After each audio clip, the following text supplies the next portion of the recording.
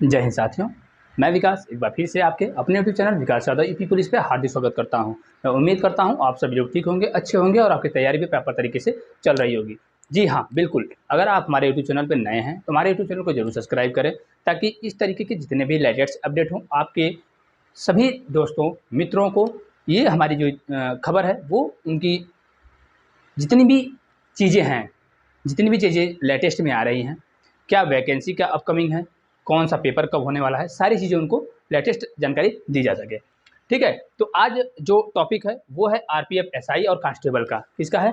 Railway protection force, RPF SI और constable का। ठीक है, इसमें हम आज आपको बताएंगे कि लास्ट ईयर इसकी जो वैकेंसी आई थी वो आपका 2018 में आया था। ठीक है, जब हम लोगों ने पेपर दिया था, पेपर को क्वालिफाई किया था, हम लोग का जो रनिंग था, जो फिजिकल था, वो हुआ था कपूरथला पंजाब में।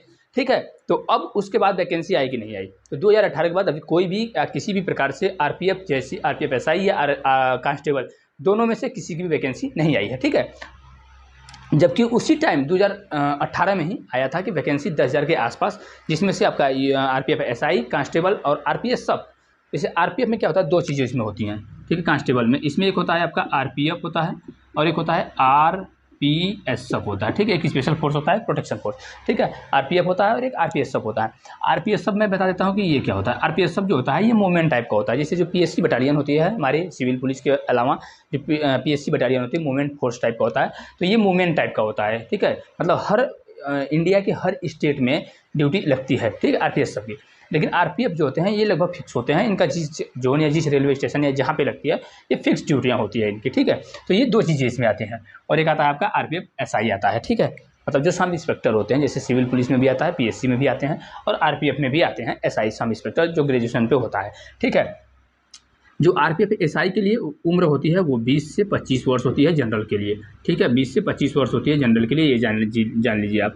ठीक है, और आप SC ST OBC हैं तो अपना छूट जो है 5 साल का 3 साल का जो है वो मिलेगा। ठीक है, ऐसे इसमें होता है आपका 18 से 18 मिनिमम जो होता है, 18 वर्ष होता है।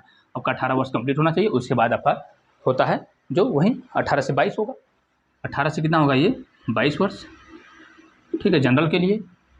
और उसके बाद OBC जो SC ST जो छूट मिलता है वो मिलेगा। ठीक है, अब हम आते हैं उन चीज़ों पे कि न्यू वैकेंसी कब तक आ रही है। जो आरपीएफ एसआई, कांस्टेबल, आरपीएस सब, इन चीज़ों के लिए एक चीज़ और, इसमें सबसे ज़्यादा जो बेनिफिट और मिलता है वो मिलता है महिलाओं को। किनको मिलता है? महिलाओं को मिलता है। इसमें जो बेनिफिट मिलता है वो महिलाओं को। बेनिफिट का ये मतलब नहीं होता है कि उनको आरक्षण किसी तरीके से मिला जाता है, नहीं। सीट का जो आरक्षण होता है, जो सीट मिलती है ना इन्हें, 50% लगभग होता है इनका। 2018 में जब हम लोगों ने पेपर दिया था तो 9,000 पोस्ट में 4500 जो सीटें थी वो गर्ल्स के लिए थी और 4500 जो थी वो बॉयज़ के लिए थी। ठीक है, तो लड़की जो होती है ना, जो महिलाएं हैं, गर्ल्स के लिए बेहतरीन अपॉर्चुनिटी होता है इसमें। ठीक है, क्योंकि सीटें ज़्यादा होती हैं। ठीक, और आप अगर तैयारी बेहतरीन तरीके से कर रही हैं तो आप इसमें एलिजिबल हैं, तो आप तैयारी करिए। ठीक है, आपके लिए बेस्ट अपॉर्चुनिटी है आरपीएफ एसआई और कांस्टेबल दोनों के लिए। ठीक है, लड़कियों के लिए। ठीक, अब हम बात करते हैं जो न्यू वैकेंसी है आरपीएफ का कि वो कब तक आ रही है। तो ये अभी कोई ऑफिशियल तो नोटिस भी नहीं आया है और ना ही कोई ऑफिशियल अपडेट है इस तरीके का कि वो वैकेंसी कब तक आ रही है। लेकिन ये अनुमान लगाया जा रहा है अपने हिसाब से कि 2018 में वैकेंसी आ चुकी है, अब 4 साल लगभग होने वाला है।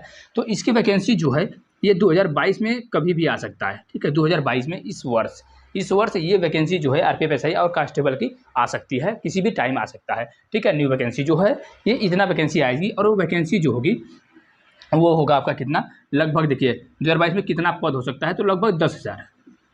ठीक है, 10,000 प्लस पद हो सकता है। और इसमें दोनों चीज़ें होंगी। इसमें क्या होंगी? दोनों चीज़ें होंगी। आपका एसआई के लिए भी होगा और कांस्टेबल के लिए भी होगा। ऐसा नहीं है कि बस एक ही होगा। ठीक है, दोनों चीज़ों के लिए होगा, एसआई के लिए और कांस्टेबल के लिए भी होगा। उम्र, एग्जाम पैटर्न मैंने उम्र आपको बता दिया कि 20 से 25 और उनका होता है 18 से 22 वर्ष कांस्टेबल के लिए, और 20 से 25 होता है जनरल का, वो इसमें एसआई के लिए, सब इंस्पेक्टर के लिए। और इसका एग्जाम पैटर्न क्या होता है ये भी जान लीजिए आप कि एग्जाम पैटर्न क्या होता है। देखिए, एग्जाम पैटर्न होता है इसमें आपका मैथ्स, रीजनिंग और जीएस होता है। किसमें? एसआई के लिए। पहले जान लीजिए, एसआई के लिए यही होता है। ठीक, 120 मार्क्स का होता है, 120 मार्क्स का होता है। टाइमिंग होता है आपका 90 मिनट। कितना होता है? 90 मिनट। ठीक है, अब एक चीज़ और जान लीजिए, नंबर ऑफ क्वेश्चन कितने कितने होते हैं, ठीक है, नंबर ऑफ क्वेश्चन कितने कितने होते हैं। जैसे मैथ हो गया आपका, मैथ, रीजनिंग और जीके जीएस, ठीक है। तो मैथ के लिए जो नंबर ऑफ क्वेश्चन होता है 35 होता है, रीजनिंग का 35 होता है, और जीएस का कितना होता है आपका 50 क्वेश्चन होता है, ठीक है। ये इतने क्वेश्चन होते हैं, टोटल 120 क्वेश्चन आते हैं। कितने आते हैं total, total number of question 120 question होते हैं। 1 मार्क्स का पेपर होता है जो हम लोग का 2018 में हो गया है, ठीक है। जो 2018 में पेपर हुआ था उसमें 1 नंबर का 1 क्वेश्चन था, ठीक है। निगेटिव मार्किंग 1/3 होती है। निगेटिव मार्किंग भी उस टाइम कितना था, निगेटिव मार्किंग जो था 1/3 था, ठीक है। 1/3 क्या था, निगेटिव मार्किंग था। और इसी तरीके से आपका कांस्टेबल में भी होता है, कांस्टेबल में भी होता है, ठीक है। मैथ, रीजनिंग और जीएस, ठीक है, मैथ, रीजनिंग और जीएस, ठीक है। मैथ जो होता है 35 होता है, रीजनिंग 35 होता है, और जीएस जो होता है ये कितना होता है 50 होता है, ठीक है। टोटल कितने होते हैं 120 होते हैं, इसमें भी होता है आपका, ठीक है। तो ये रहा सारा डिटेल्स, ठीक है। जब हम लोगों ने पेपर दिया 2018 में और हमने जब क्वालिफाई किया, मेरा फिजिकल जो था कपूरथला में था, 27 अप्रैल को 2018 में था, ठीक है। तो उसमें जो चीज़ें थी, उसमें जो क्या कहते हैं 27 अप्रैल मई में 2019 में, ठीक है, 2019 में 18 के अप्रैल वाले में जो हम लोगों का ये था चीज़, क्या कहते हैं फिजिकल जो था, अब ये ध्यान नहीं आ रहा क्लियर कि 18 में था कि 19 में था, लेकिन 27 अप्रैल को था, ये फिक्स था, कपूरथला में था, ठीक है। तो जब पंजाब में था फिजिकल तो हम लोगों का, तो उस टाइम जो कट ऑफ गया था, ये कट ऑफ जो मैं बता रहा हूँ आपको, जनरल का कट ऑफ ओबीसी से कम गया था। कांस्टेबल के लिए आरपीएफ में जनरल का जो कट ऑफ गया था ओबीसी से कम गया था। ओबीसी का जो कट ऑफ गया था वो 92.75 समथिंग गया था, जबकि जनरल का कट ऑफ जो था वो 91 पॉइंट समथिंग गया था, ठीक है। एक चीज़ और मैं बता देता हूँ आपके बारे में कि कट ऑफ कितना गया था, ठीक है। कट ऑफ जो मैंने बता रहा हूँ आपको, एक जनरल और ये ओबीसी, ठीक है। तो जनरल का जो कट ऑफ गया था वो मेरे हिसाब से क्या क्लियर तो नहीं है, लेकिन 91.25 या समथिंग ऐसे गया था, ठीक है, समथिंग गया था। और जो ओबीसी का गया था वो 92 पॉइंट समथिंग गया था, ये कट ऑफ गया था, ठीक है। तो आप समझ सकते हैं कि out of 120 number, out of कितना 120, ठीक है।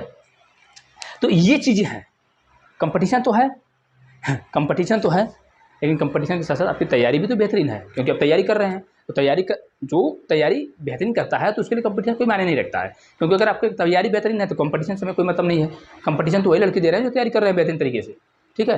तो परिस्थितियाँ कुछ भी हों, समस्याएँ क्या हैं क्या नहीं हैं, समस्याएँ उन्हीं व्यक्तियों को आती हैं जो सफल होने वाला होता है। जब समस्याएँ आपके पास हद से ज़्यादा होने लगें, हद से ज़्यादा होने लगे जब समस्याएं, तो आप जान लीजिए कि आप अपने सक्सेस की तरफ बढ़ रहे हैं। वो आपके सफल की स्टेप है, वो आपकी सफलता की राज है, वो आपकी सफलता आपके दरवाजे पे दस्तक दे चुकी होती है जब आपके पास ज़्यादा समस्याएं आना शुरू हो जाती हैं, जब आप झेलना शुरू करते हैं, आप परिस्थितियों के साथ अपने आप को जूझ रहे होते हैं, परिस्थितियों से लड़ते हैं, और जो परिस्थितियों से लड़ा है वहीं इतिहास रचा है। इतिहास गवाह है, इतिहास गवाह है। इतिहास में आप किसी को भी देख लीजिए, जो परिस्थितियों से लड़ा है वहीं इतिहास रचा है। चाहे आपने अपने डॉक्टर एपीजे अब्दुल कलाम जी को देख लीजिए, डॉक्टर भीमराव अम्बेडकर जी को देख लीजिए, स्वामी विवेकानंद जी को देख लीजिए, आप किसी को भी देख लीजिए, समस्याओं से जिसने भी, परिस्थितियों से जिसने भी झेला है वो सक्सेस हुआ है अपने लाइफ में। और सक्सेस का जो की है, जो चाबी है, वो है आपका परिस्थिति। जिसको हर चीज़ की अपॉर्चुनिटी रहेगा वो तो कुछ नहीं करता है, मैक्सिमम आप देख लेंगे, लेकिन जिनके पास समस्याएं होती हैं वहीं तो उसको आपूर्ति करने की चाहत रखता है। जिसके पास जिस चीज़ की कमी होती है उसी चीज़ की तो मैं चाहत रखूँगा कि मुझे इस चीज़ की कमी है, और उस चीज़ को कमी करने का जो साधन है मैं उस साधन को खोजने का प्रयास करता हूँ। और वो हमारा साधन है पढ़ाई, एकमात्र जो ऐसा चीज़ है जो जितना करेगा वो उतना बेहतरीन करेगा अपने लाइफ में, उतना बेहतरीन परफॉर्म करेगा अपने लाइफ में और उतना आगे बढ़ेगा, ठीक है। ऐसा नहीं है कि पढ़ाई, आप एजुकेशन के अलावा भी आप जिस भी क्षेत्र में हैं, जिस भी फील्ड में आप वर्क कर रहे हैं, आप अपना वर्क अगर आप 100% देते हैं तो कोई ज़रूर नहीं है कि आप 100% आपके पास पूरा आप अचीव करेंगे, लेकिन हो सकता है 80% अचीव करें, और कोई होगा जो 50% अपने एफिशिएंसी का वर्क करता होगा तो वो तो 30% पाएगा। लेकिन आपने अगर 100% एक्यूरेसी के साथ वर्क किया है तो आपको 80% आपके हिसाब से, आपकी एफिशिएंसी के हिसाब से 80% मिलेगा। तो 80% मिलेगा और एक को 30% मिल रहा है, तो सक्सेस तो कौन होगा? 80% वाला व्यक्ति होगा, क्योंकि वो एफिशिएंट अपने जितना उसकी क्षमता थी उसका 100% यूज़ किया उसने। ठीक है, तो आप वहाँ से कवर करेंगे। ऐसे किसी भी क्षेत्र में चले जाइए, बिजनेस है, बिजनेस में भी आपको करना पड़ेगा। आप अपने कार्य के प्रति ईमानदारी से जितनी भी हो सके ईमानदारिता के प्रति अपनी काम करिए। वैसे तो जो भी चीज़ें होनी है वो होगी क्यों? क्योंकि अगर आप मेहनत करेंगे तो आप सफल होंगे, ये जान लीजिए। कुछ एक्सेप्शनल केसें हैं, उनको हम छोड़ के उनको हम नहीं बातें करते हैं। जो एक्सेप्शनल केसें होती हैं उनको हम नहीं लेकर बातें करते हैं। कुछ ऐसे लोग होते हैं जिनकी नेचुरल माइंड होता है, तो नेचुरल माइंड वालों से भी हम अपना कंपेयर नहीं करते हैं, हम उनसे भी अपनी तुलना नहीं करते हैं। ठीक है, यहाँ दो चीज़ें होती हैं। हो सकता है कोई स्टूडेंट 2 घंटे में कवर करता हो, उसी चीज़ को कोई स्टूडेंट 4 घंटे में कवर करता हो, तो कवर तो कर रहा है 4 घंटे में। तो अब अगर हमारा माइंड थोड़ा स्लो है तो हमें तो मेहनत करना पड़ेगा ना ज़्यादा उससे। अगर हमारा माइंड स्लो है, हमारी जो कैपेसिटी है वो कैच करने की अगर हमारी कम है, तो मुझे ज़्यादा मेहनत करनी पड़ेगी, तभी तो मैं उसको अचीव कर पाऊँगा उस चीज़ को, तो वो करनी पड़ेगी हमें। कुछ चीज़ें नेचुरल चीज़ें होती हैं, किसी की माइंड बिल्कुल IQ लेवल उसका हाई होता है, ज़्यादा होता है, वो कवर कर लेता है तुरंत। ठीक है, तो सारी चीज़ें अपनी तैयारी के हिसाब से है। आप जितना बेहतरीन तैयारी करेंगे, आप जितना मेहनत करेंगे अपने कार्य के प्रति, आप उतना बेहतरीन होते जाएंगे। आपके अंदर क्या होता है ना, मैच्योरिटी आने लगती है। जब आप धीरे धीरे पढ़ना शुरू करेंगे, धीरे धीरे पहले बैठना सीखें, फिर धीरे धीरे पढ़ना शुरू करें, 1 घंटे 2 घंटे 4 घंटे 6 घंटे, जिस तरीके से आप पढ़ेंगे आपके अंदर उतनी इफिशियंसी आएगी, आपके अंदर उतनी क्षमताएँ आती हैं। आप अपने कैपेसिटी के अकॉर्डिंग काम करने लगते हैं, और आप पैटर्न के हिसाब से, एग्जाम के पैटर्न के हिसाब से काम करना शुरू करते हैं, तो आप ट्रैक पर जाना शुरू कर देंगे उसी दिन से। और वो ट्रैक आपको सीधे सीधे दिखता है कि ये ट्रैक मेरा है, बिल्कुल मैं इसी ट्रैक पर जाना चाहता हूँ। ठीक है, तो मैं एक बार फिर से आपको कहना चाहूँगा कि अगर आप लोग हमारे YouTube चैनल पर नए हैं तो एक बार ज़रूर सब्सक्राइब करें, अपने दोस्तों के साथ शेयर करें, ताकि इस तरीके की लेटेस्ट अपडेट आपके पास पहुंचाई जा सके। कुछ चीज़ें जो मोटिवेट करने वाली होती हैं, मोटिवेट आपको की जा सके, ताकि आप लोग मोटिवेट रहें और अपने वर्ग के प्रति बिल्कुल समर्पित रहें। तो अभी आज तक के लिए इतना ही रखते हैं, तब तक के लिए जय हिंद साथियों।